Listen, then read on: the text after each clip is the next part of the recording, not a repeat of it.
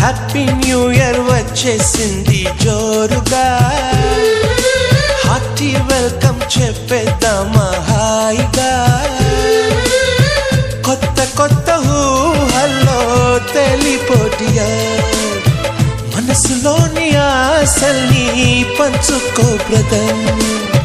గుండెలోని భావాలు గుప్పుమన్న ఈ వేళ, కదిలల్లే కాలపు కన్నెకి టాటా చెప్పుదామా. జనవరితో అడుగులు వేస్తూ ముందుకి పోదామా.